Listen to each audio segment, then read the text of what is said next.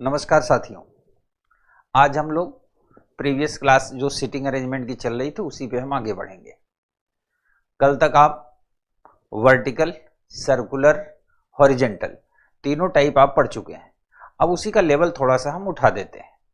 उठाने का मतलब ये हुआ कि लेवल को थोड़ा सा टेक्निकल कर देते हैं, कॉम्प्लिकेटेड बनाते हैं, जिससे आप आसानी से यूपीएससी के एग्जाम में प्रश्नों को हैंडल कर सकें। तो पहला प्रश्न मैं बोर्ड पे लिखूंगा, दूसरा तीसरा उसे आप हल करेंगे। उसके बाद कुछ प्रश्नों पे हम लोग प्रैक्टिस भी करेंगे, ठीक है, और यही क्रम जारी रहेगा। तो ये रहा आपका पहला प्रश्न। 4 मित्र एक मेज के चारों ओर बैठे हैं।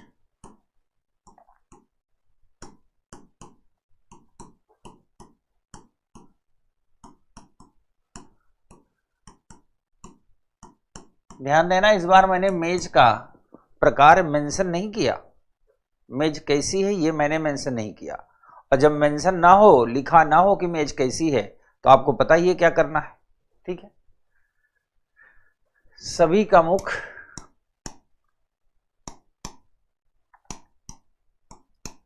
केंद्र की ओर है।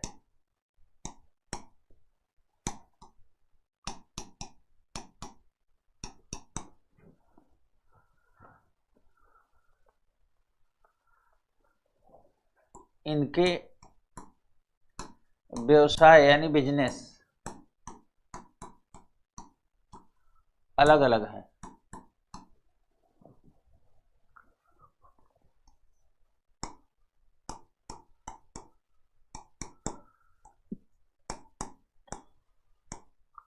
मोहन के ठीक दाहिने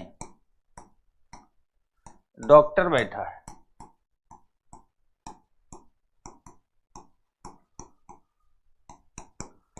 अध्यापक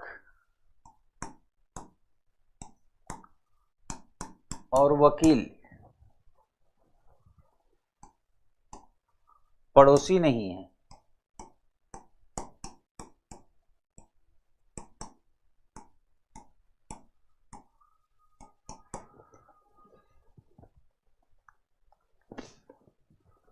मोहन अध्यापक नहीं है।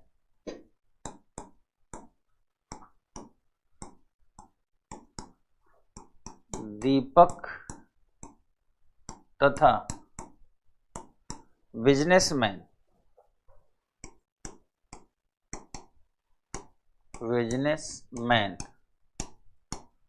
पड़ोसी हैं। दीपक तथा बिजनेसमैन पड़ोसी हैं।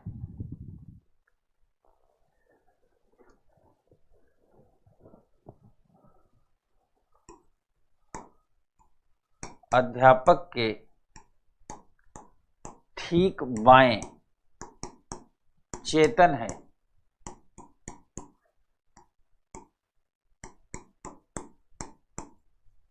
एक मित्र का नाम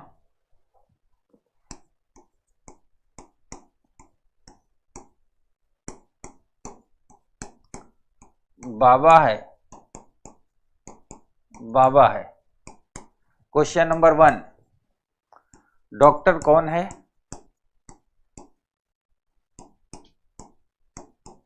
क्वेश्चन नंबर 2, बिजनेस कौन करता है?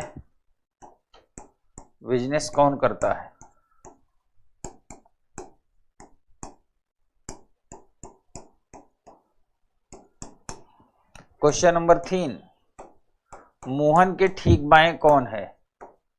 मोहन के ठीक बाएं, बाएं मतलब लेफ्ट, कौन है?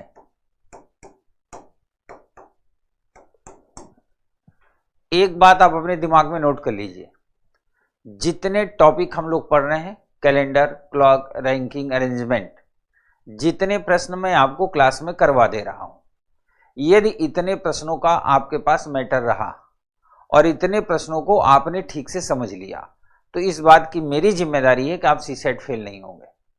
मतलब अगर आप कहीं और से प्रैक्टिस नहीं करेंगे सिवाय प्रीवियस ईयर के, तो भी आप फेल नहीं होंगे। बशर्ते यह है कि हम लोग चूंकि जो प्रश्न करते हैं ना, वो प्रश्न और उत्तर नहीं है, वो एक कॉन्सेप्ट है। इसलिए मैं क्वेश्चन लिखने के बाद आपको एक अपॉर्चुनिटी देता हूं, मौका, कि आप अपना दिमाग का इस्तेमाल करें, और इस्तेमाल करने के बाद जो बचा खुचा होता है फिर मैं इस्तेमाल करता हूं। सो गेट रेडी, स्टार्ट हो जाइए।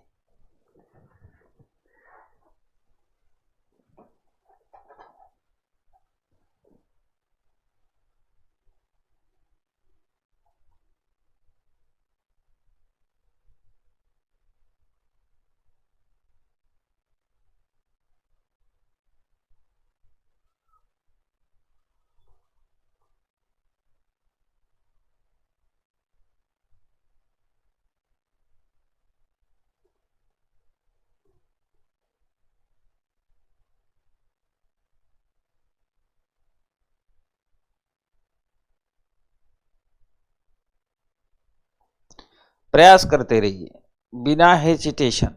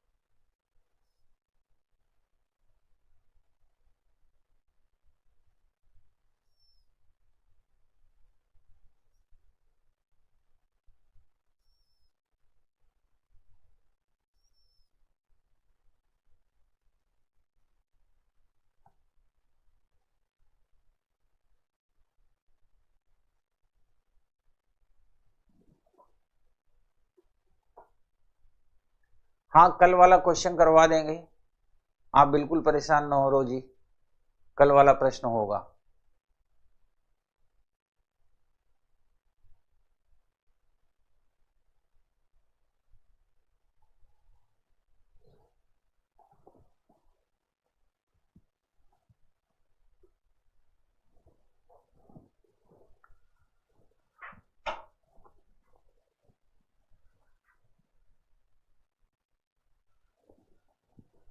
ये है सर्कुलर टेबल, 4 दोस्त हैं। मैंने कहा था कि अगर टेबल मेंशन न हो तो टेबल कैसी होगी, सर्कुलर होगी। और फिर कह रहा है all are facing the centre, सभी का मुख किधर है, केंद्र की ओर है। और पॉजिटिव और कंफर्म डेटा क्या है, मोहन के ठीक दाहिने डॉक्टर है, मोहन के ठीक दाहिने डॉक्टर है। ये हुए मोहन, और इनका दाहिना हाथ इधर होगा, इधर, तो यहां कौन बैठेगा, डॉक्टर। It's clear. अगली लाइन में कहता है अध्यापक और वकील पड़ोसी नहीं है, पड़ोसी नहीं मतलब पड़ोस में नहीं होने चाहिए, अध्यापक और वकील। अब आप ध्यान से देखो, यहां मैंने डॉक्टर बैठा दिया, अब यही 3 जगह बची हैं। अध्यापक वकील यहां बैठाएंगे तो पड़ोसी हो जाएंगे, यहां बैठाएंगे तो पड़ोसी हो जाएंगे, फिर बैठा कहां सकते हैं, ऊपर और नीचे। तो हमने लिखा एडवोकेट ऑब्लिक टीचर, और यहां भी लिखा एडवोकेट ऑब्लिक टीचर, लिख दिया। और इसके बाद अगली ही लाइन में कहता है मोहन अध्यापक नहीं है। मोहन अध्यापक नहीं है तो मोहन कौन होगा? एडवोकेट यानी वकील, और यहां जो भी बैठेगा वो क्या होगा? टीचर, अध्यापक होगा। क्लियर है पंडा यहां तक? तो डॉक्टर हो गया, एडवोकेट हो गया और टीचर हो गया। तो बिजनेसमैन कहां बैठेगा? बिजनेसमैन यानी जो व्यापार करेगा वो यहां बैठेगा। ठीक है। अब कह रहा है अध्यापक के ठीक बाएं चेतन है। अब आप थोड़ी सी जिन लोगों से गलती हो रही, क्यों हो रही है? जब आपका मुंह इधर है तो ये दायां है, ये बायां है। अब अध्यापक इस पोजीशन में ना, जिस पोजीशन में हूं, और आप मोहन हो क्योंकि मेरी तरफ देख रहे हो, तो मेरा बायां तो ये है, ये देखो बाएं हाथ में घड़ी लगी ना, बायां ये है। तो अध्यापक के ठीक बाएं कौन है? चेतन। दीपक और बिजनेसमैन पड़ोसी हैं, तो ये मोहन है, ये बिजनेसमैन है। तो बिजनेसमैन के दो पड़ोसी हैं, एक यहां एक यहां। यहां मोहनलाल बैठ गए हैं, तो दीपक कहां बैठेंगे? और एक दोस्त का नाम है बाबा। बाबा समझते ही होगे, तोते वाली कहानी उस दिन मैंने बताई थी, है ना? तोता ने क्या कहा? समझ तो गए ही होगे। तो ये हो गया बाबा। अब प्रश्न जो भी थे, हमने आपको प्रश्न दे रखे थे। प्रश्न में था डॉक्टर कौन है? तो चेतन। बिजनेस कौन करता है? बाबा। मोहन के ठीक बाएं कौन है? बाबा। तो ये होगा आंसर। और जो लोग नहीं नोट कर पाए हैं वो ध्यान से देख लें। ये है इसका फॉर्मेट। मेरा पूरा सही है, बिल्कुल समझ तो गए ही होंगे, बिल्कुल रोशनी समझ तो गए ही होंगे। तो बाबा, बाबा हमने बिजनेस में इसलिए रखा कि आपको आनंद आता रहे कि बाबाओं की कमी देश में नहीं है।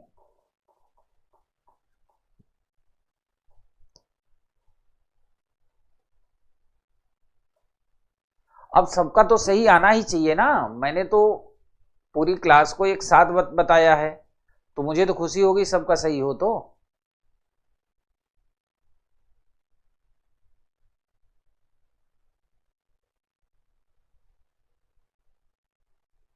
बिल्कुल पूरा ही सही होना चाहिए, हम लोग इसीलिए पढ़ रहे हैं ना।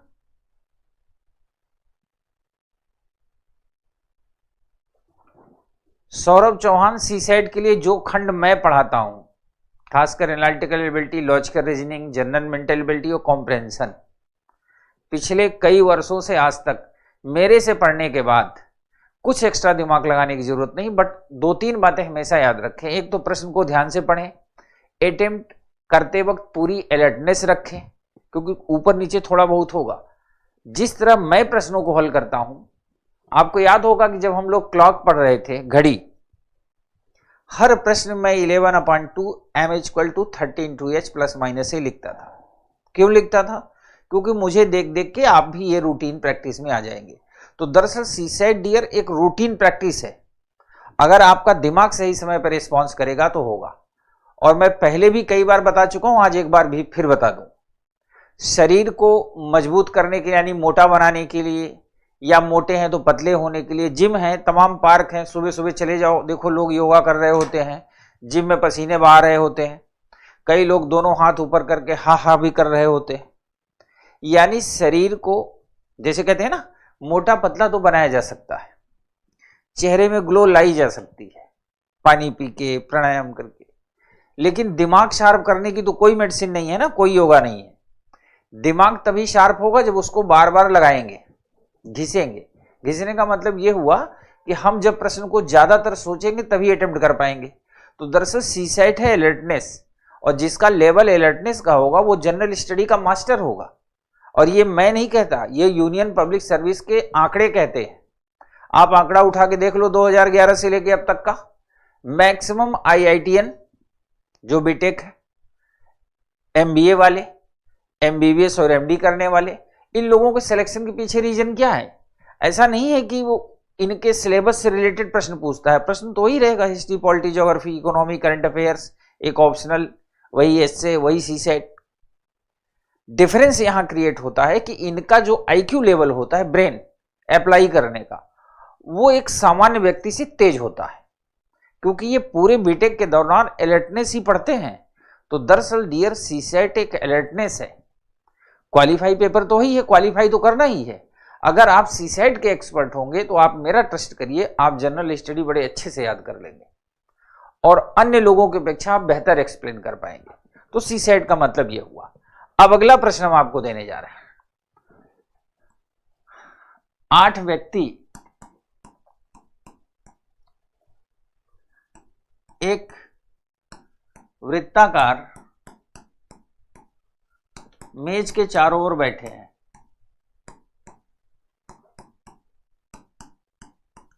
चारों ओर बैठे हैं।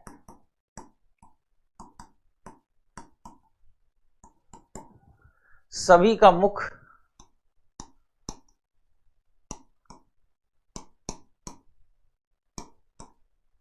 केंद्र की ओर है।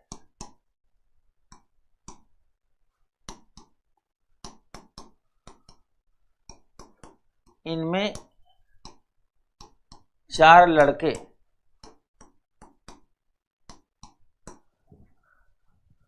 मोहन, राकेश,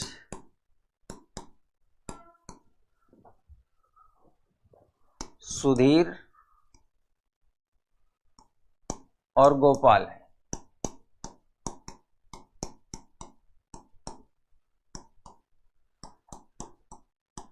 चार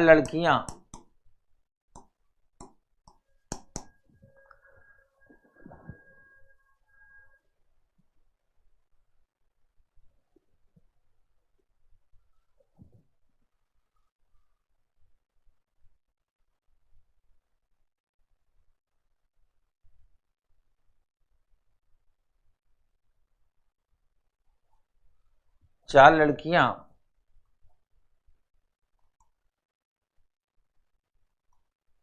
संगीता, सुल्ताना, रागिनी और गजाला।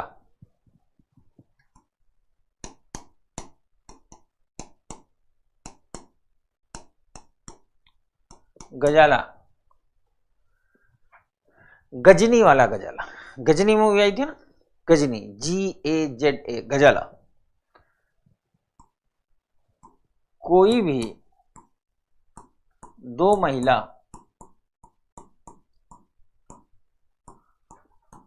साथ साथ नहीं बैठी है।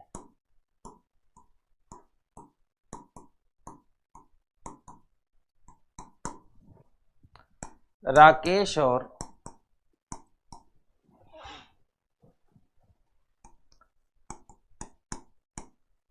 सुधीर के बीच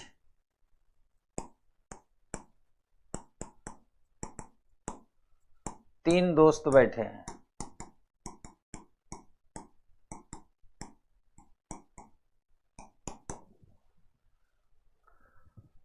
मोहन के ठीक दाहिने, दाहिने मतलब दाएं, राइट, सुल्ताना है।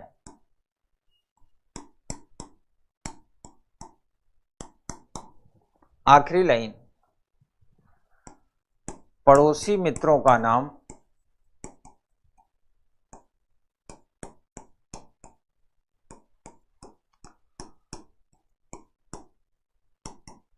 अंग्रेजी वर्णमाला के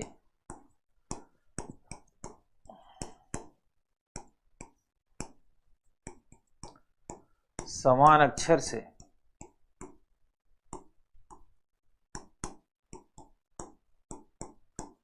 प्रारंभ नहीं होगा।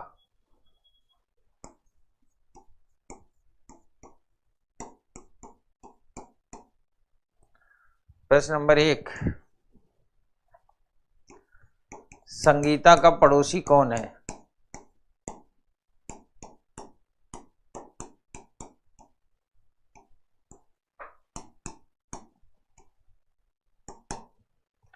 प्रश्न नंबर 2, गजाला के दाएं तीसरे स्थान पर कौन है? तीसरे स्थान पर कौन है?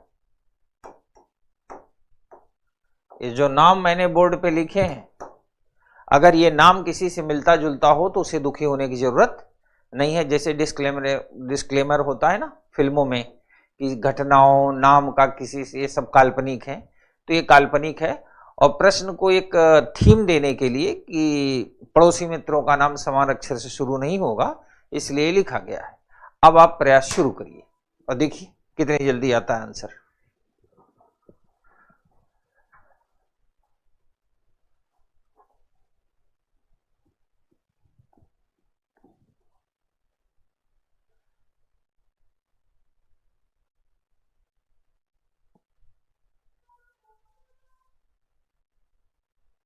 वृत्ताकार मतलब महेश सर्कुलर, महेश चौरसिया, वृत्ताकार मतलब सर्कुलर।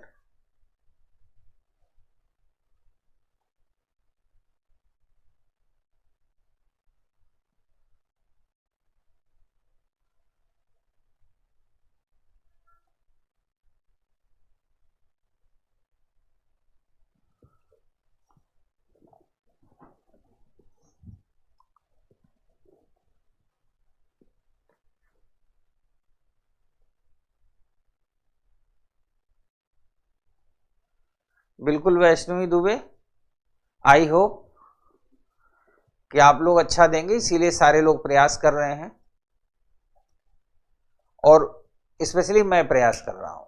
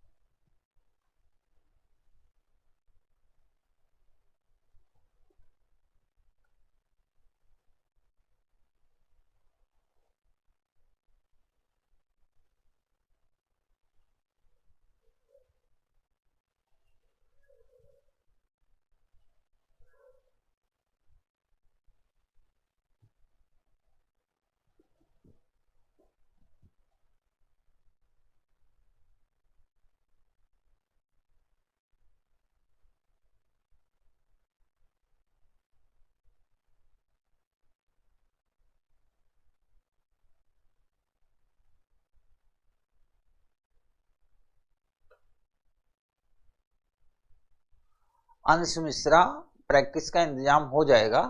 वैसे प्रैक्टिस की बहुत आवश्यकता नहीं है सारे प्रश्न पढ़ने के बाद, लेकिन फिर भी आपको चिंता न करें, केजीएस में आपका इंतजाम होगा सब लोगों का।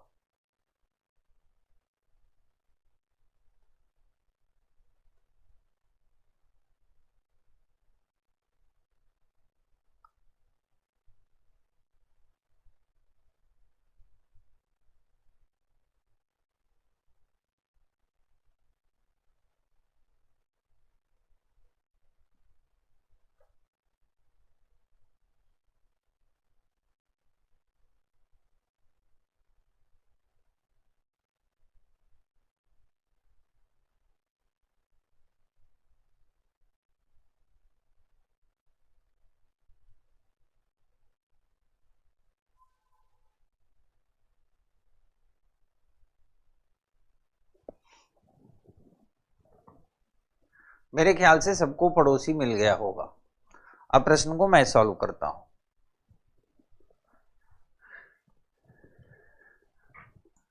ये है टेबल 1 2 3 4 5 6 7 और 8। मैंने आपसे कहा है टेबल मेंशन है, वृत्ताकार है, दैट मीन सर्कुलर टेबल, और सभी का मुंह किधर है? केंद्र की ओर। All are facing the centre. इतना लिखने के बाद जो पॉजिटिव और कंफर्म डेटा वो यूज करते हैं। क्या है पॉजिटिव मतलब डेटा? मोहन के ठीक दाहिने, मोहन के ठीक दाहिने, मोहन के ठीक दाहिने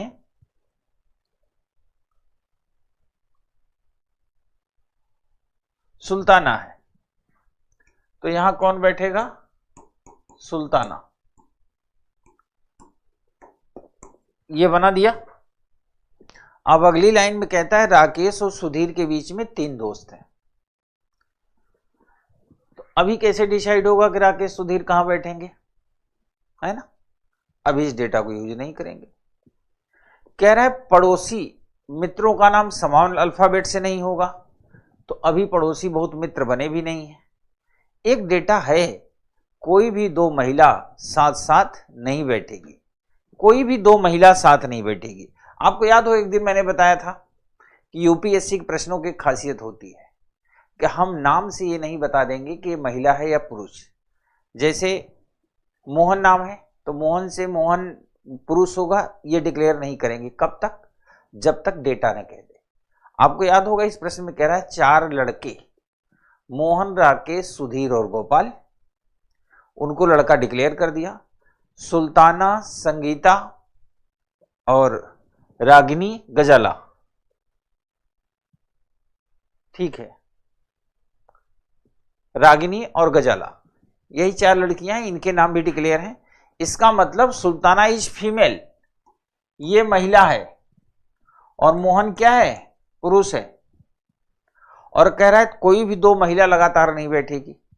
और कितनी महिलाएं हैं? 4। पुरुष कितने हैं? 4। जगह कितनी है? 8। तो अल्टरनेट करके बैठेंगे। तो यहां महिला बैठेगी तो यहां फिर पुरुष बैठेगा, फिर यहां महिला बैठेगी, फिर यहां पुरुष बैठेगा, फिर यहां महिला बैठेगी, यहां पुरुष बैठेगा और यहां महिला बैठेगी। आराम से देख लीजिए, चूंकि 4 महिलाएं हैं 4 पुरुष हैं, टोटल सीट कितनी है? 8। तो अल्टरनेट ही बैठेंगे, ये अरेंजमेंट लगेगा। और हमने यहीं से क्यों शुरू किया? क्योंकि मोहन पुरुष है पहले से पता है, सुल्ताना महिला है पहले से पता है, बना दिया। अब कहता है राकेश और सुधीर के बीच में 3 दोस्त हैं। हम आप दोनों लोग जानते हैं कि राकेश और सुधीर मेल कैटेगरी में है, लड़कों में। मेल के लिए 3 जगह खाली है, एक यहां, एक यहां, एक यहां, यही 3 जगह खाली है। चौथा मोहनलाल बैठ गए। अब उनके बीच 3 ही हो, इसके लिए ये लेंगे तो बीच में 1 ही आएगा, इधर से 5 होंगे। ये लेंगे तो 1 ही आएगा, इधर से 5 होंगे। लेकिन अगर ये और ये ले लें तो 3 इधर से भी और 3 इधर से भी। ठीक है, अब सवाल है कि राकेश किधर, सुधीर किधर? यहां सुल्ताना बैठे हैं, यस फॉर सुल्ताना, तो यहां यस फॉर सुधीर तो हो नहीं सकते, तो यहां कौन होगा? राकेश। और यहां कौन होगा? सुधीर। सुधीर, राकेश, मोहन हो गए। लड़कों में एक ही व्यक्ति बचा है, वो है गोपाल जी। कौन बचा है? गोपाल जी। तो गोपाल जी कहां चले जाएंगे? यहां पर। गोपाल यहां हो गया। जी फॉर गोपाल और जी फॉर गजाला, यानी गोपाल के लेफ्ट राइट गजाला नहीं बैठ सकती, तो गजाला यहां भी नहीं बैठ सकती यहां, तो गजाला कहां बैठेगी? यहां।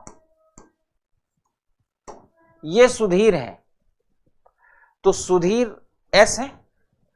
सुधीर के बगल में संगीता नहीं बैठ सकती, तो संगीता कहां बैठेगी?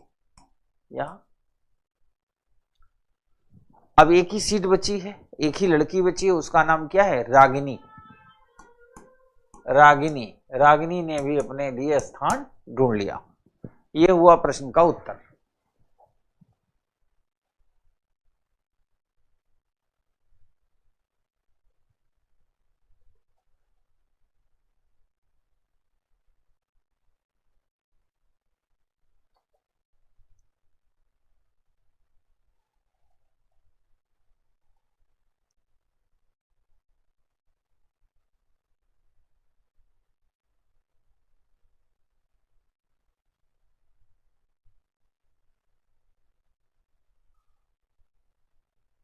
जिनका जिनका सही है सभी बधाई के पात्र हैं।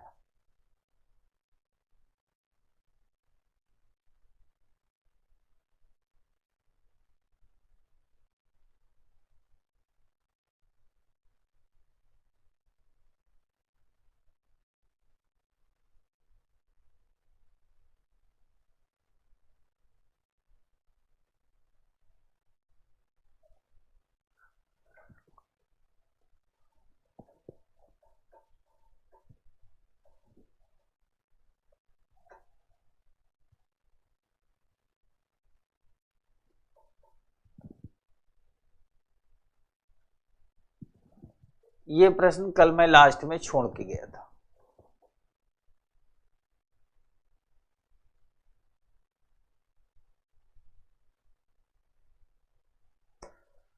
अंश मिश्रा, कैरेक्टर के नाम थोड़ा मस्त रखने पड़ते हैं ना, नहीं बच्चे मस्त कैसे रहेंगे। मेरा ये मानना होता है कि स्टडी यानी एजुकेशन, अध्ययन आनंद का विषय होना चाहिए, बोझ का नहीं। और हमारी जो एजुकेशन सिस्टम है, जनरली किसी को पढ़ने को कह दीजिए तो क्या होता है, उसकी तबीयत खराब हो जाती है। तो सब्जेक्ट में आनंद तब बना रहेगा जब हम आनंद के साथ पढ़ेंगे ना, हमें ये फील होगा कुछ अच्छा मिल रहा है। ठीक है, ये प्रश्न था कल। 6 महिलाएं एक वृत्ताकार मेज पर बराबर दूरी पे बैठी हैं। तो वृत्ताकार मेज यही बना देते हैं, बराबर दूरी पे हैं। 1 2 3 4 5 और ये 6 महिलाओं के लिए जगह हमने बना दिया। सीता गीता के दाईं और दूसरे स्थान पर बैठी, जो नीता के बिल्कुल विपरीत है। नीता लता के सन्निकट बाईं ओर, जो रीता के बिल्कुल विपरीत है। मृता भी इसी वृत्ताकार मेज पर बैठी है। ठीक है, इससे रिलेटेड कुछ प्रश्न भी हैं। एक प्रश्न है ये, बराबर दूरी पे नहीं है, कहां बैठी है। और एक प्रश्न है, गीता और नीता मेज के केंद्र से कितने डिग्री का कोण बना रही हैं। एक प्रश्न ये भी था, कितने डिग्री का कोण कहां से, सेंटर से बना रही हैं।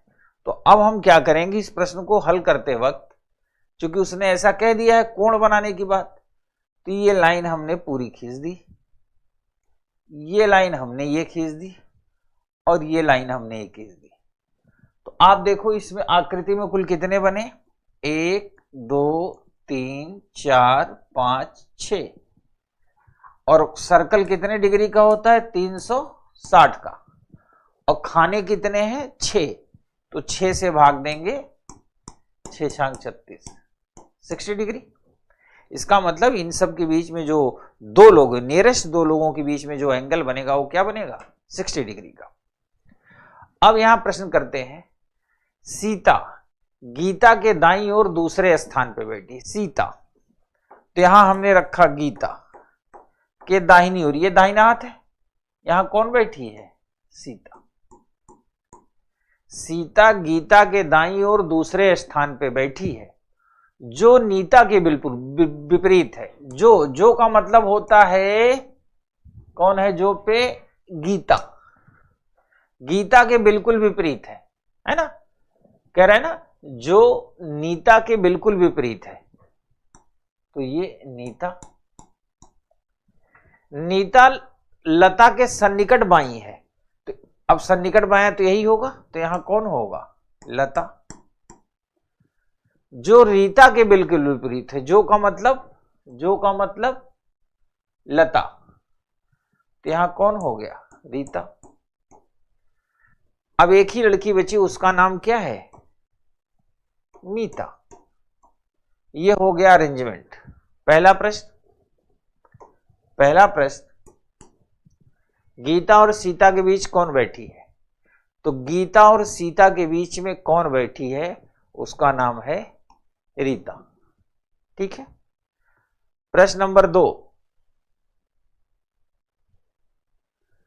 सीता निम्नलिखित में से किससे बराबर की दूरी पे है। सीता निम्नलिखित में से किससे बराबर दूरी पे है,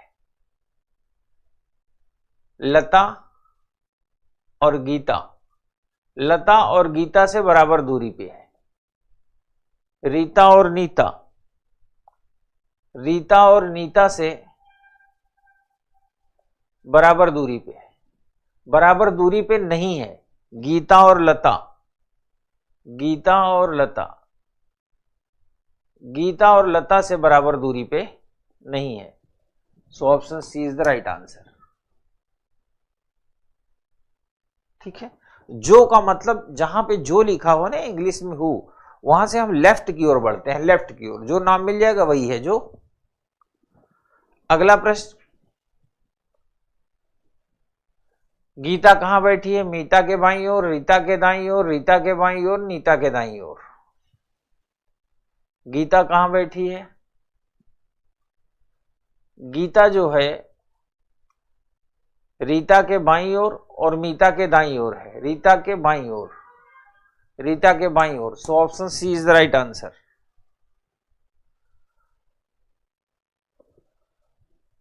मीता और नीता मेष के केंद्र से कितनी डिग्री का कोण बनाती हैं? मीता और नीता, मीता और नीता 120 डिग्री का कोण बनाती हैं। ठीक है,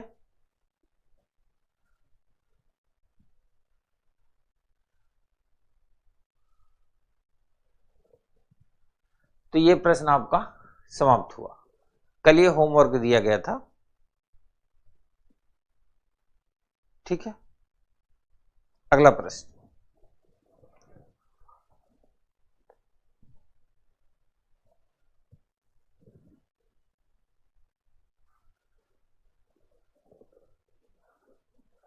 पहले अब आप ये ना सोचो कि इसमें प्रश्न तो नीचे लिखा ही नहीं है। पहले ये आंकड़ा तो सेट करो, प्रश्न तो 4-5 है ही है। ये जो आंकड़ा आपके सामने दिया है डेटा, इसको आप असेंबल करें, सर्कुलर मेज बनाए, जैसा भी कह रहा हो।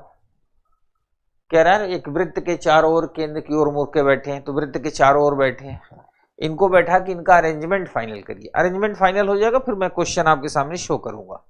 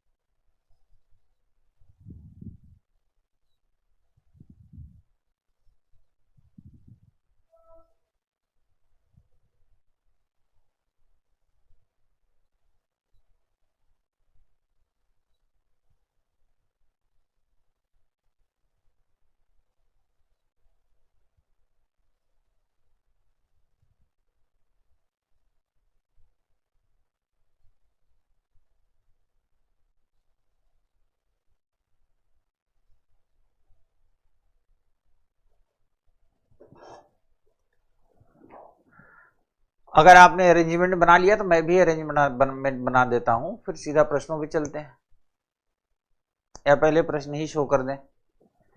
प्रश्न शो करते हैं। पहला प्रश्न है, यल के सन्निकट बाएं कौन बैठा है?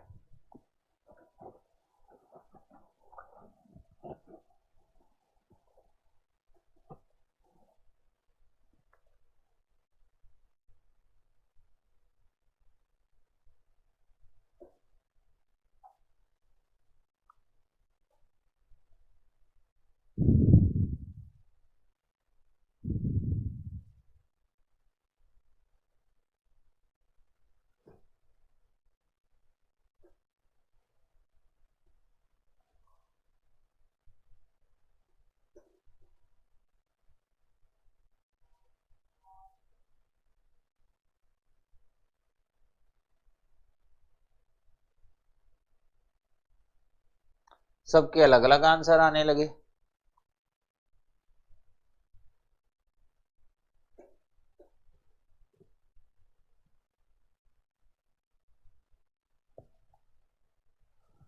अगला प्रश्न है, निम्नलिखित में से कौन सा जोड़ा टी और आर के बीच बैठा है? निम्नलिखित में से कौन सा जोड़ा, जोड़ा मतलब समझते ही होगे, पेयर।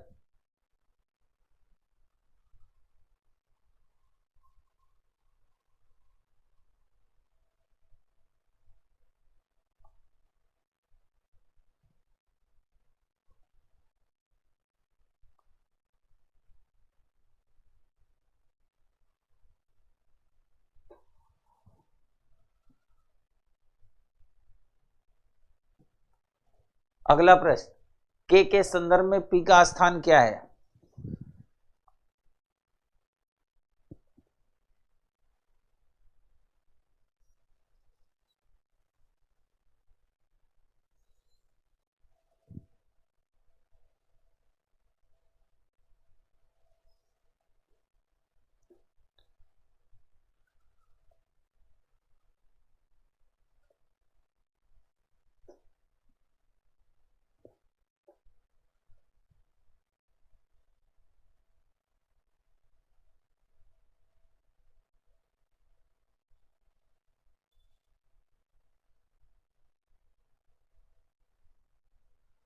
कोई बात नहीं, क्वेश्चन सेट नहीं की थी तो दोबारा सेट कर लीजिएगा, क्या दिक्कत है?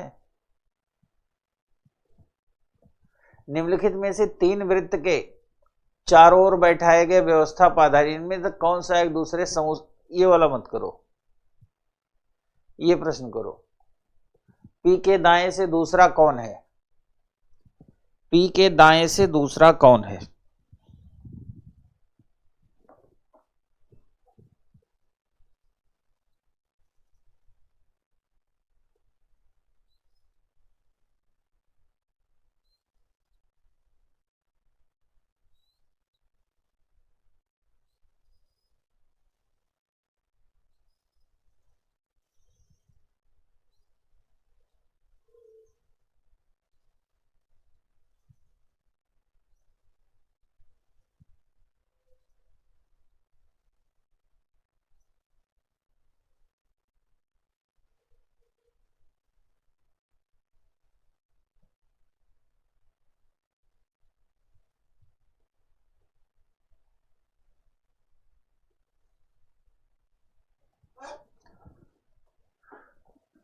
ठीक है, अब हम आपको ले चलते हैं फिर से प्रश्नों की दुनिया में। ये था प्रश्न,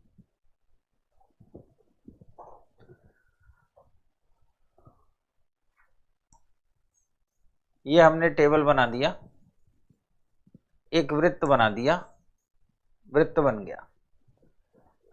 कितने लोग हैं? 1 2 3 4 5 6 7 और 8, 8 व्यक्ति हैं तो 8 स्थान बना दीजिए। 1 2 3 4 5 6 7 और 8, 8 स्थान बनाने के बाद एकदम आराम से सोचिए, कोई जल्दबाजी नहीं। केंद्र की ओर जे टी के सन्निकट दाएं बैठा और यल के बाएं तीसरे स्थान पे है। आर टी के बाएं तीसरे स्थान पे बैठा है जो एफ के बाद नहीं बैठा है। एच आर के बाद बैठा है लेकिन टी के बाद नहीं। के टी या एल के बाद नहीं बैठा, कोई बात नहीं। तो पहला ही डेटा लेते हैं, जे टी के सन्निकट दाएं बैठा है। जे टी के सन्निकट दाएं, टी के सन्निकट दाएं कौन बैठा है? जे।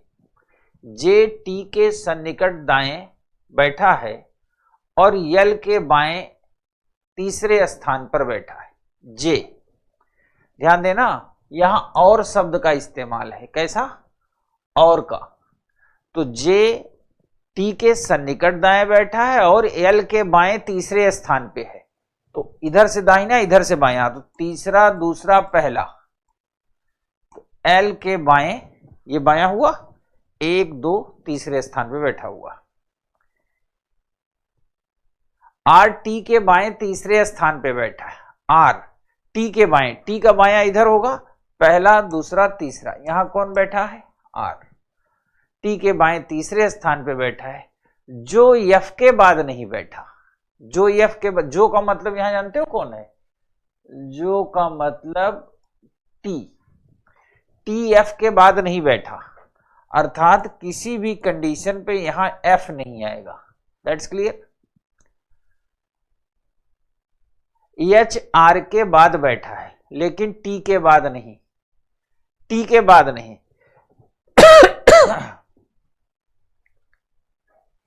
एच आर के बाद बैठा है, ठीक है।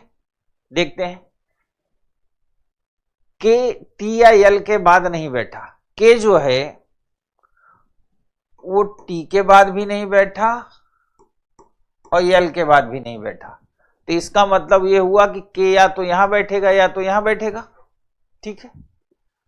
एच आर के बाद बैठा है,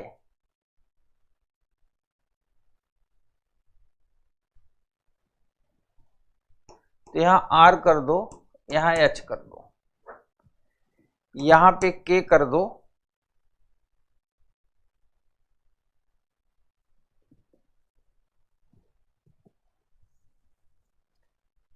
यहां पे के होगा, यहां पे एफ होगा। एच आर के बाद बैठा है लेकिन टी के बाद नहीं। एच आर के बाद बैठा है, तो आर के बाद बैठा है लेकिन टी के बाद नहीं। प्रश्न हमारा बनके तैयार हो गया।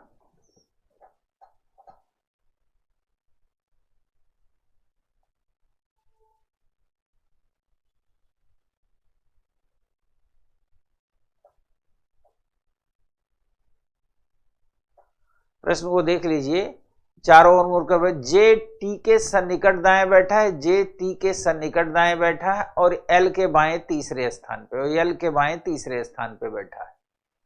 आर टी के बाएं तीसरे स्थान पे बैठा, आर टी के बाएं तीसरे स्थान पे बैठा है, जो एफ के बाद नहीं बैठा, ठीक है, एफ के बाद नहीं बैठा है। एच आर के बाद बैठा है, एच आर के बाद बैठा है लेकिन टी के बाद नहीं है, ठीक है। के टी या एल के बाद नहीं बैठा, के टी या एल के बाद नहीं बैठा।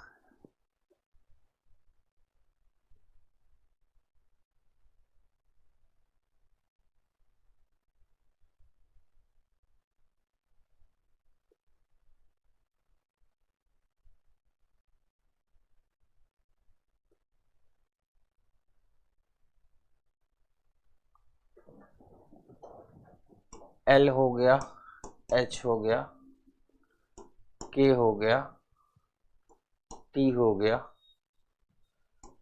एफ हो गया, जे हो गया,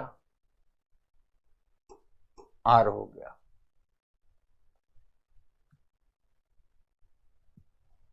टी हो गया, जे हो गया, के हो गया, एफ हो गया, एल हो गया, आर हो गया, एच हो गया। ठीक ठीक ठीक बेटा, एच आर के बाद बैठा है, एच आर के बाद बैठा है लेकिन ठीक है, सॉरी फॉर दिस।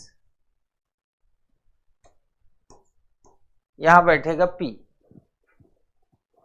पी होगा बेटा, पी पी पी पी।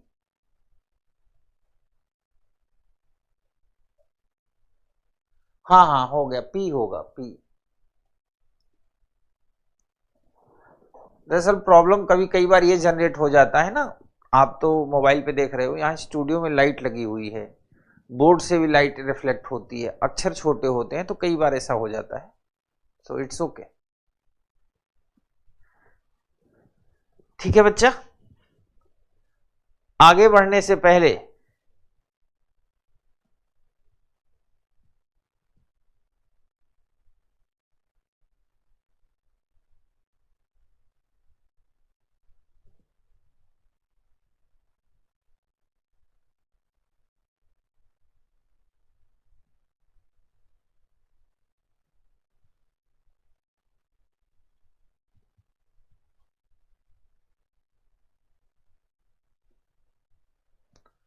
अब हम थोड़ा सा एक अलग टाइप का प्रश्न करेंगे, अरेंजमेंट से बाहर का, फिर इसके बाद अरेंजमेंट में फिर आएंगे।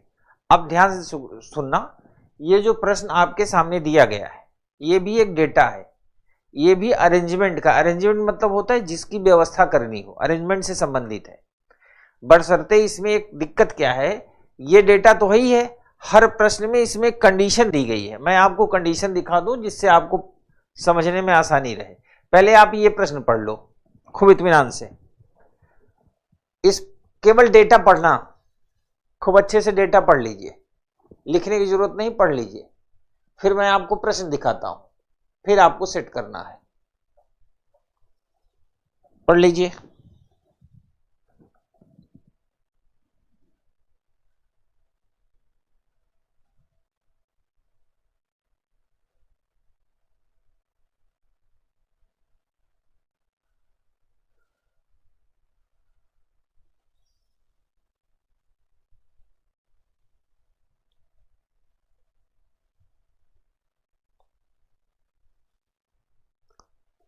आशा है आपने पढ़ लिया होगा। अब इससे प्रश्न देखो क्या क्या पूछता है। पहला प्रश्न है, निम्नलिखित में कौन 1 से लेकर 7 तक सीटों का सही क्रम प्रस्तुत करता है।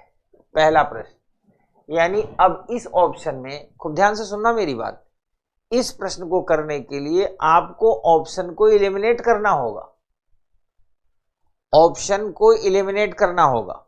अगला प्रश्न, यदि F 6वीं सीट पर और H 7वीं सीट पे बैठता है तो कौन सा राजनीतिज्ञ नंबर 2 पे बैठेगा। इसका मतलब यह हुआ बेटा, जो आंकड़ा आपने पढ़ा है उस आंकड़े के अलावा उसने इस प्रश्न में कंडीशन दी कि आप F को 6वीं सीट पर H को 7वीं सीट बैठाते हैं तो कौन सीट नंबर 2 पे बैठेगा। पहले प्रश्न ही समझना जरूरी है, हल तो हम लोग कर ही लेंगे। यदि 1 से लेकर 7 नंबर तक की सीटों का क्रम GINHOFP है तो कौन से दो राजनीतिज्ञ आपस में सीट बदल सकते हैं बिना किसी व्यवस्था के नियम को तोड़े हुए। ठीक है। और प्रश्न है,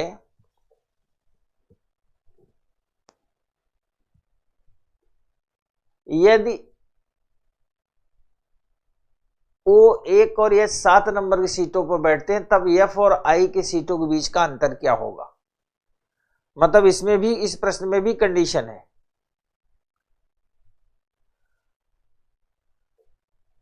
और अगला प्रश्न, यदि H 4 नंबर और F 6 नंबर की सीटों पर बैठते हैं तो कौन से दो राजनीतिक क्रमशः 1 और 7 नंबर की सीट पर बैठेंगे। आपने इतने प्रश्नों को देखने के बाद अब आपके दिमाग में यह बात आ गई होगी कि सारे प्रश्नों का उत्तर देने के लिए अलग अलग कंडीशन अप्लाई होनी है। सारे लोग ध्यान से सुनते रहो मेरी बात। अब इसका मतलब यह हुआ कि जो आंकड़ा हमें दिया है, जो अभी बोर्ड पे डिस्प्ले पे फिर आ जाएगा, आप उसे नोट कर लेना। ठीक है। उसके बाद एक एक प्रश्न खोलते जाए, पहले तो उसी को अरेंज करना जो आंकड़ा दिया गया है। अरेंज करने के बाद हर एक प्रश्न में कंडीशन बदलेगी। कंडीशन कैसी बदलेगी, और सारी पोजीशन शर्तें वही रहेंगी जो डेटा में दी हैं, बस प्रश्न में जो स्पेशल इफेक्ट कह रहा होगा कि ये हो जाएगा, ये हो जाएगा, तो क्या होगा। ये प्रश्न हम क्यों कर रहे हैं, क्योंकि यूपीएससी है, कंडीशनल प्रश्न दे सकती है, आजकल देती भी है, तो ये आप ध्यान रखना। तो सबसे पहले आप इस कंडीशन से अपने आप को रूबरू करा लीजिए और पूरी तरह से, और इसके आधार पे एक रफ आइडिया ड्रॉ भी कर लीजिए।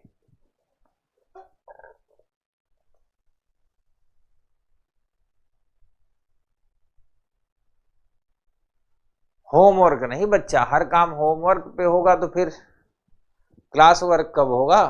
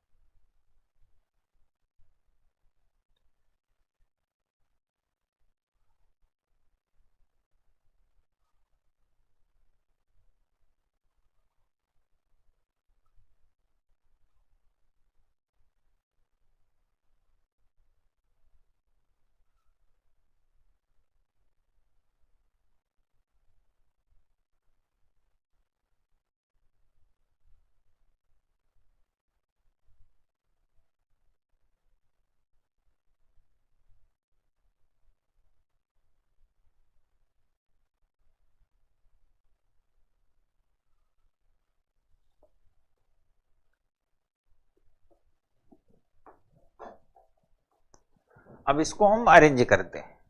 कैसे अरेंज करेंगे? कह रहा है 1 से लेके 7 नंबर की सीट है। 1 2 3 4, ये हमने 7 सीट बना दिया। अब कह रहा है यह जरूरी है कि एफ हमेशा ओ की सीट से एकदम पीछे हो, मतलब एफ जहां भी होगा ओ के साथ साथ होगा, यानी इनके बीच कोई गैप नहीं होगा। एकदम पीछे का मतलब देयर इज नो गैप। जी कभी भी एन के एकदम और आगे वाली और पीछे वाली सीट पर नहीं बैठेगा, यानी जहां भी एन होगा उसके ऊपर जी नहीं हो सकता, उसके नीचे नहीं हो सकता। एच और पी के बीच हमेशा 2 सीटों का अंतर होना चाहिए। एच ऑब्लिक पी और पी ऑब्लिक एच, इनके बीच हमेशा 2 सीटों का अंतर होना चाहिए। आई और पी, ये 1 नहीं आई है, आई और पी के बीच हमेशा कम से कम 1 सीट होनी चाहिए। आई और पी के बीच में हमेशा कम से कम 1 सीट होनी चाहिए। इसका मतलब ये हुआ कि 1 सीट तो होनी ही चाहिए। 2 भी हो सकती है, 3 भी हो सकती है, 4 भी हो सकती है, इससे कोई फर्क नहीं पड़ेगा। पर आई और पी के बीच, आई और पी के बीच में कम से कम 1 सीट होनी चाहिए। एन सीट नंबर 3 पर ही बैठेगा। एन जब भी बैठेगा कहां बैठेगा? सीट नंबर 3 पे बैठेगा। और एन सीट नंबर 3 पे बैठेगा तो जी यहां नहीं बैठेगा, जी यहां नहीं बैठेगा। ठीक है, अब ये डेटा बनके तैयार हो गया। अब इससे ज्यादा ये असेंबल नहीं हो सकता। अब इसको असेंबल करने के लिए हमें चलना पड़ेगा प्रश्न की दुनिया में। पहला प्रश्न है, निम्नलिखित में कौन 1 से लेकर 7 तक सीटों का सही क्रम प्रस्तुत करता है? अब देखो, पहले तो हम देखेंगे, इसमें एक कंडीशन है कि आई और पी के बीच में हमेशा एक सीट का अंतर होना चाहिए, आई और पी। तो आई और पी के बीच में हर जगह एक या एक से ज्यादा सीट का अंतर है, तो इस आधार पे हो नहीं सकता। दूसरा है एच और पी के बीच में 2 सीट का अंतर होना चाहिए, एच और पी के बीच में। तो ये देखिए एच और पी के बीच में केवल एक सीट है, इसलिए ऑप्शन डी गलत।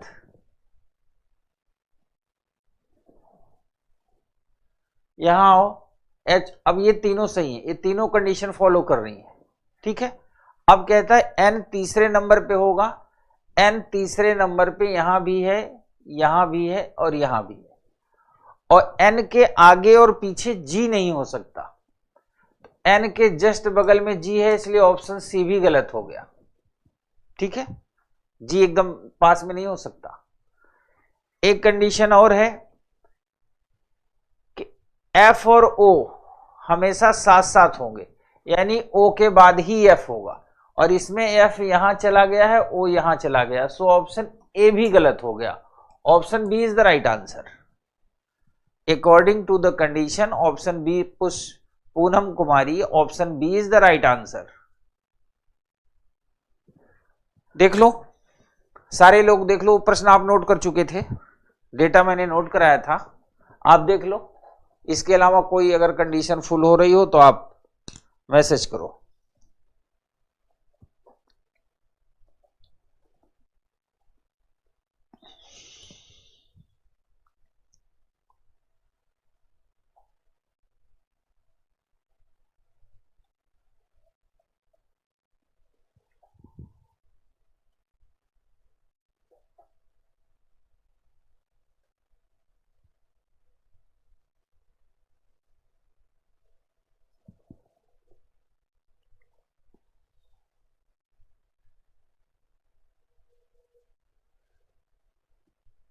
ठीक है बेटा,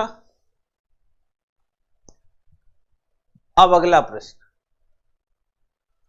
अगला प्रश्न उसी कंडीशन पे ये है, यदि ये 6वीं और एच 7वीं सीट पे बैठता है तो कौन राजनीतिक सीट नंबर 2 पे बैठेगा। इसको पहले आप हल करो, फिर मैं।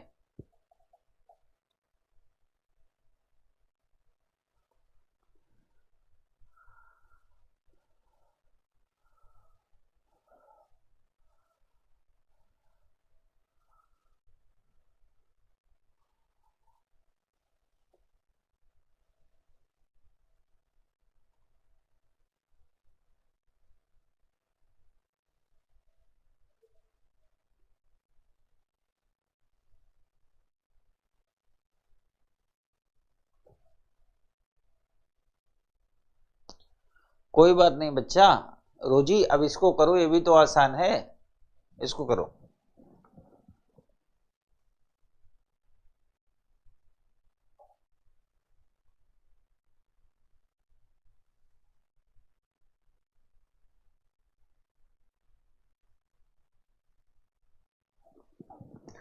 ठीक है बच्चा, इसे भी हम हल करते हैं। पहला काम 1 2 3 4 5 6 7 ये शीट बना देंगे। इसमें एक खासियत है, पूरे आंकड़े में जो कंफर्म डेटा है एन हमेशा सीट नंबर 3 पे बैठेगा, ये उसमें लिखा है डेटा में, एन का स्थान फिक्स है, हमेशा तीसरे स्थान पे बैठेगा। अब कह रहा है यदि एफ 6वें स्थान पे हो, ओके, एफ अगर 6वें स्थान पे होगा तो इसके जस्ट ऊपर क्या होगा, ओ होगा, और ये 7वीं सीट पे बैठता है तो ये 7वीं होगी। अब कंडीशन है कि एच और पी के बीच में हमेशा 2 होने चाहिए, तो अगर ये एच है तो यहां कौन होगा, पी होगा।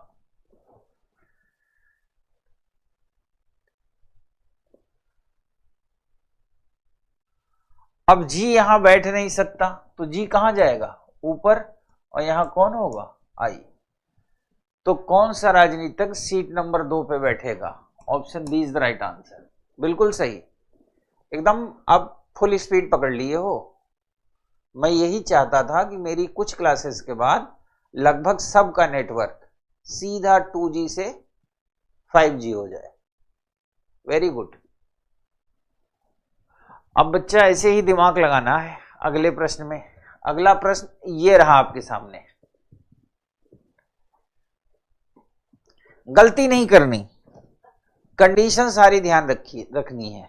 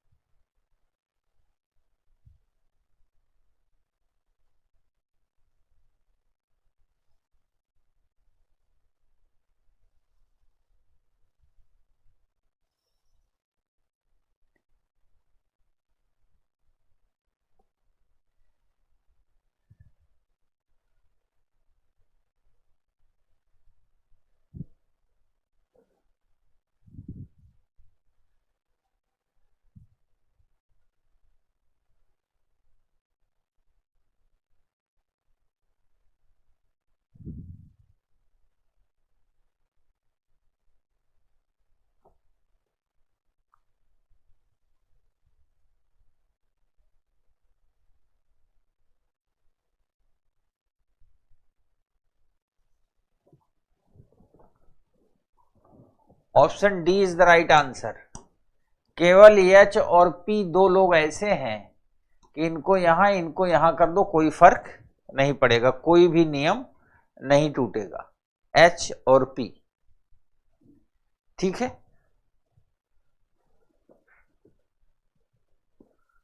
अगला प्रश्न,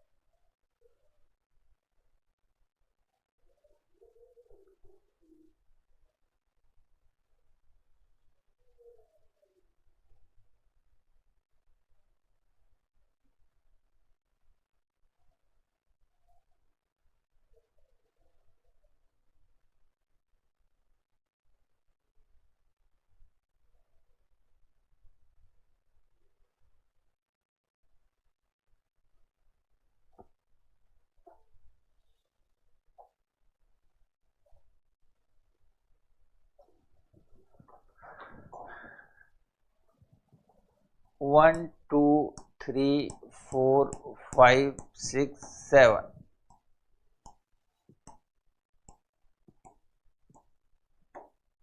एन हमेशा यहीं बैठेगा। यदि ओ एक नंबर पर,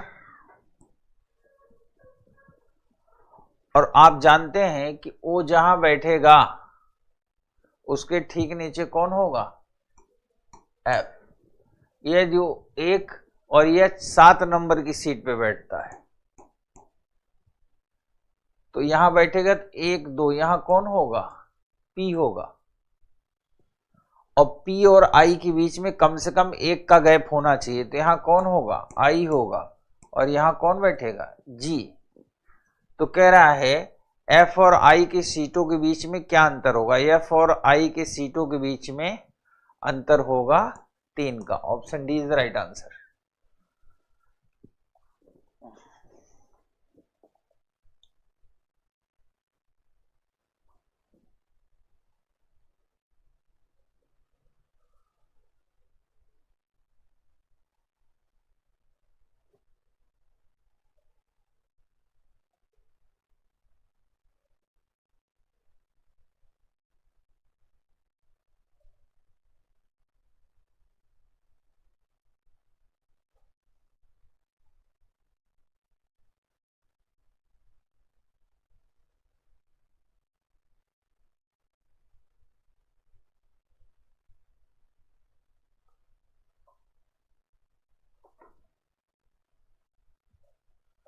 अगला प्रश्न,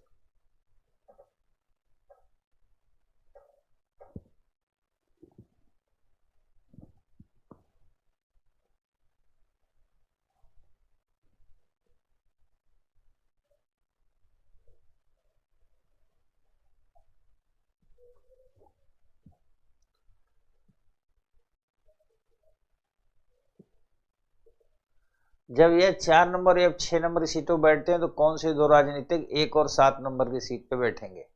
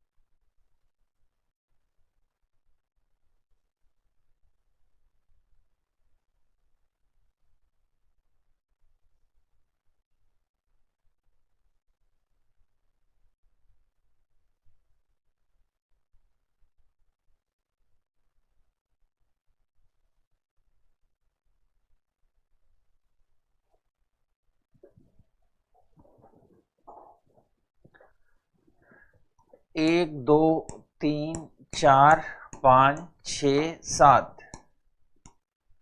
3 नंबर पे हमेशा n बैठेगा। ये क्वेश्चन की मूल कंडीशन है। यदि h 4 नंबर पे और f 6 नंबर पे, तो कौन से दो राजनीतिक क्रमशः 1 और 2 पे बैठेंगे? तो जाहिर सी बात है, जहां f बैठेगा उसके ठीक ऊपर कौन होगा? O। ठीक है, अब हमारे पास बचता है I, P और G। H और P के बीच में 2 व्यक्ति होने चाहिए, तो P यहां भी रखा जा सकता है, P यहां भी रखा जा सकता है। तो ऐसे बना लो, P यहां भी हो सकता है, P यहां भी। अगर P को हम ऊपर रखेंगे तो G को यहां नहीं रख सकते, क्योंकि N के ऊपर तो G होगा नहीं, G लाएंगे नीचे, फिर यहां I को रखना पड़ेगा। उस कंडीशन में जो I और P के बीच में कम से कम 1 का अंतर होना चाहिए, वो कंडीशन फुलफिल नहीं होगी। ये लिखा है ना, I और P के बीच में कम से कम 1 व्यक्ति होना चाहिए। इसका मतलब हम P को यहां नहीं रख सकते, तो P को हम कहां रखेंगे? यहां। ठीक है, अब बचे I और G। G यहां रह नहीं सकता, G जाएगा यहां और यहां आ जाएगा I। तो पूछ रहा है 1 और 7 नंबर की सीट पे बैठेंगे 1 नंबर पे बैठेगा G और 7 नंबर पे बैठेगा P। So option B is the right answer.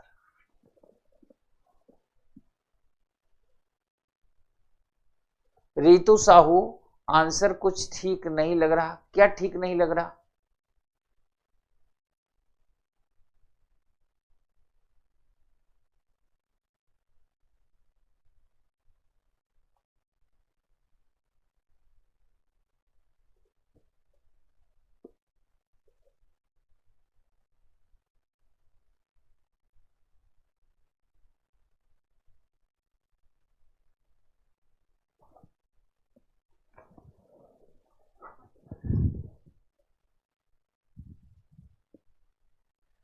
सब सही है बच्चा, अपना नेटवर्क ठीक करो।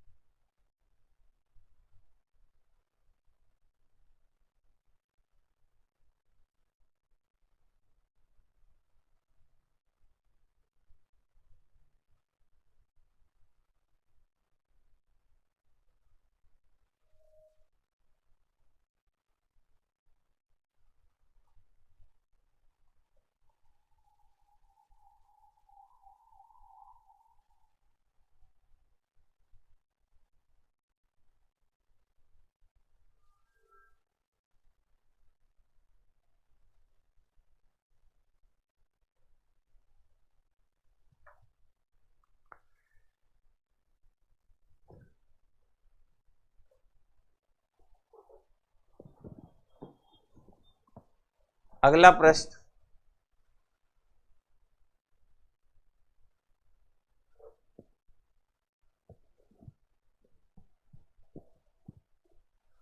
अगला प्रश्न ये प्रीवियस ईयर का है, यूपीएससी 2012 का प्रश्न है।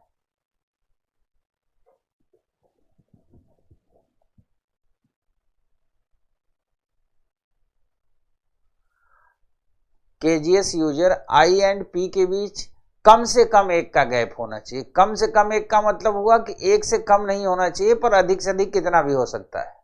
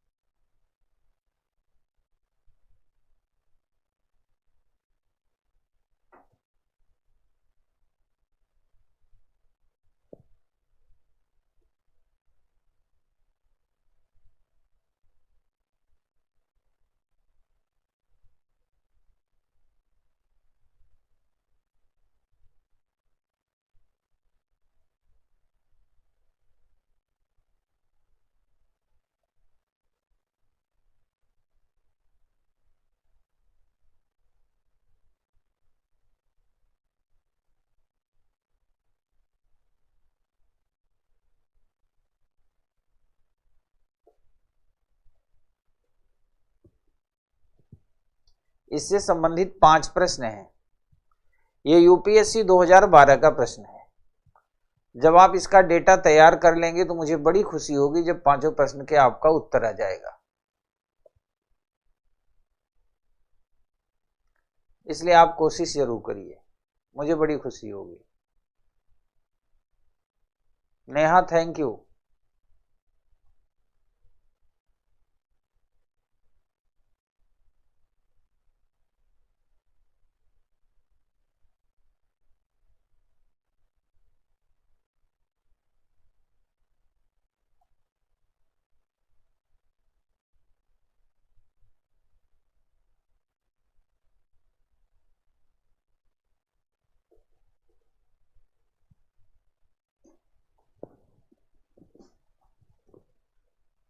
आपको सिर्फ ये प्रश्न जो सामने आंकड़ा दिया है ना, सिर्फ इसे देखना ही नहीं है, आपको अरेंजमेंट करना है। आप अरेंजमेंट करिए, फिर मैं आपके सामने एक एक करके प्रश्न ले आऊंगा। जैसे कह रहा है ना 5 विषय जैसे कि अर्थशास्त्र, इतिहास, सांख्यिकी, अंग्रेजी और गणित पर एक सप्ताह में सोमवार से शुक्रवार तक अतिथि व्याख्यानों का इंतजाम करना है, तो करिए इंतजाम। प्रत्येक दिन केवल एक व्याख्यान का इंतजाम किया जा सकता है। अर्थशास्त्र को मंगलवार को अनुसूचित नहीं किया जा सकता। इतिहास का अतिथि प्राध्यापक केवल मंगलवार को उपलब्ध है। गणित का व्याख्यान अर्थशास्त्र के व्याख्यान के दिन के ठीक अगले दिन ही अनुसूचित करना है, ठीक अगले दिन। अंग्रेजी का व्याख्यान अर्थशास्त्र के व्याख्यान वाले दिन के ठीक एक दिन पहले अनुसूचित करना है। ये आंकड़ा है और इसे मैं नहीं समझता कि आप इसको असेंबल नहीं कर सकते। ऐसा एक प्रश्न हम कर चुके हैं। ठीक है बेटा, डन। तो चलिए मैं बनाता हूं। अब देखना, कह रहा है विषय 5 विषय हैं, तो ये देखो 1 2 3 4 5 ये विषय हमने बना दिए और सोमवार से शुक्रवार तक होने हैं। सोमवार से शुक्रवार, तो सोमवार, मंगलवार, बुधवार, गुरुवार और शुक्रवार, ये इन्हीं के सामने रखो। 1 2 3 4 और 5। यह है सोमवार, मंगलवार, बुधवार, गुरुवार और शुक्रवार। बना दिया। अब कह रहा है प्रत्येक दिन केवल एक व्याख्यान किया जा सकता। अर्थशास्त्र को मंगलवार को अनुसूचित नहीं किया जा सकता, यानी किसी भी कंडीशन में इकोनॉमी यहां नहीं हो सकती, मंगलवार को नहीं हो सकती। इतिहास का अतिथि प्राध्यापक केवल मंगलवार को उपलब्ध है, यानी मंगलवार को क्या होगा, इतिहास होगा। That's clear. अब एक क्लास ऊपर है, 3 क्लास नीचे। गणित का व्याख्यान अर्थशास्त्र के व्याख्यान के दिन के अगले दिन होगा। गणित का जहां भी व्याख्यान होगा वो अर्थशास्त्र के अगले दिन होगा, यानी अगला दिन मतलब नेक्स्ट डे।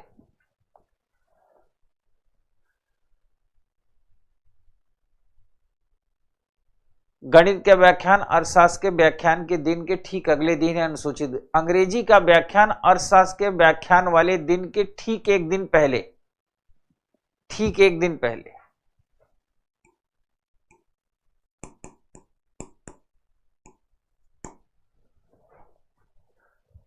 ठीक है, बन गया। तो अंग्रेजी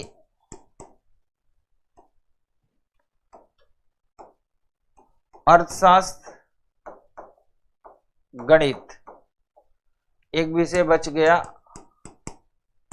सांख्यिकी, सेट हो गया। Statics, history, very good. English, economy, math, very good.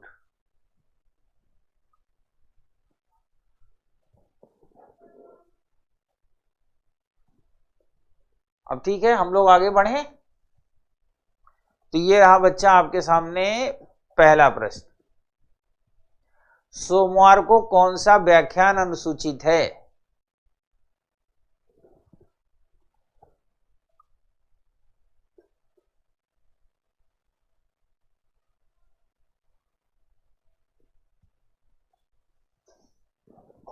सोमवार को कौन सा व्याख्यान अनुसूचित है?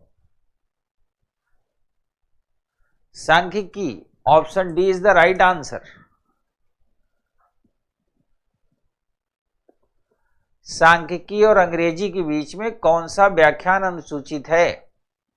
सांख्यिकी और अंग्रेजी के बीच में कौन सा व्याख्यान अनुसूचित है? प्रश्न नंबर 2।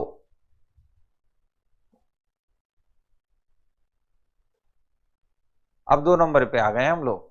हाँ, बी, इतिहास, option B is the right answer. बहुत खुशी हुई। अगला प्रश्न बच्चा, सप्ताह में कौन सा व्याख्यान अंतिम है? अंतिम व्याख्यान कौन सा है?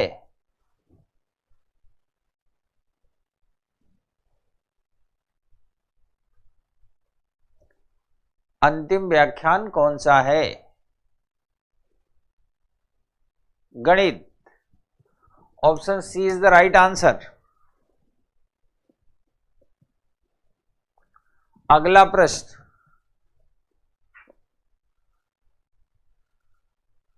हाँ वेरी गुड। अगला प्रश्न, बुधवार को कौन सा व्याख्यान अनुसूचित है?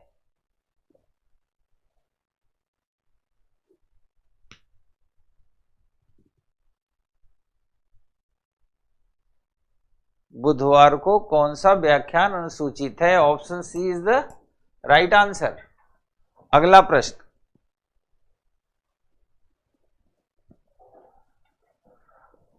गणित के व्याख्यान के पहले कौन सा व्याख्यान अनुसूचित है?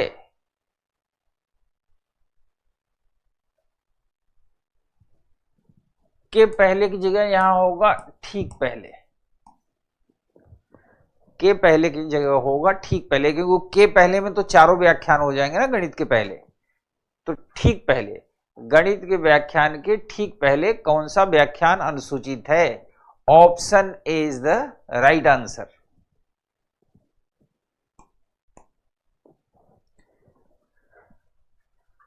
मैं समझता हूं कि जिस चीज की हम तैयारी कर रहे हैं और जो टॉपिक हम लोग अभी तक पढ़ रहे थे, मतलब जैसे ही प्रश्न आया लगभग सारे लोगों ने प्रश्न का उत्तर कर लिया और सही से किया। ये यूपीएससी का प्रश्न है, प्रीवियस ईयर 2012 का। मेरे कहने का मतलब कुल मिला के है कि हम जितनी प्रैक्टिस रूटीन में रखेंगे और प्रश्न को समझते वक्त ये ध्यान रखेंगे प्रश्न को अटेम्प्ट कैसे कर रहे हैं। आप यकीन माने, ये एक आर्ट है, सीसेट कला। आपको मुझे अटेम्प्ट करते हुए सिर्फ देखना है, फॉलो करना है। प्रश्न एग्जाम में कैसा भी आए, कितना भी कठिन आएगा, आपका गलत नहीं होगा। अब कई बच्चे ऐसे होते हैं कि सीसेट का नाम सुनते ही तबीयत खराब हो जाती है। कुछ ऐसे होते हैं कि सीसेट का नाम सुनते ही बेहोश हो जाते हैं। तो उनके लिए थोड़ा टास्क कठिन है। जैसे मैं अक्सर एक बात कहता हूं, एक मेरा स्टूडेंट हुआ करता था, मजाक कर रहा हूं, तो उसकी सर्जरी होनी थी गाल ब्लैडर की, पित्त के थैली की। तो उसके घर वाले लेके उसको हॉस्पिटल गए थे। अब डॉक्टर ऑपरेशन से पहले एनेस्थीसिया के इंजेक्शन देते कि ये बेहोश हो जाए। अब इंजेक्शन पे इंजेक्शन, इंजेक्शन पे इंजेक्शन दिए हैं, पर वो बेहोश हो ही नहीं रहा था। तब तक मैं मिल गया। उनके घर वालों ने कहा कि अपने कलुआ का ऑपरेशन है, अब कलुआ बेहोश नहीं हो रहा। तो हमने कहा इसको सीसेट की बुक दिखा दो। डॉक्टरों ने जैसे ही सीसेट की बुक दिखाई, कलुआ बेहोश, फिर पूरा ऑपरेशन तक कलुआ को होश नहीं आया। तो हमें कलुआ नहीं बनना, थोड़े से स्मार्ट बनने हैं।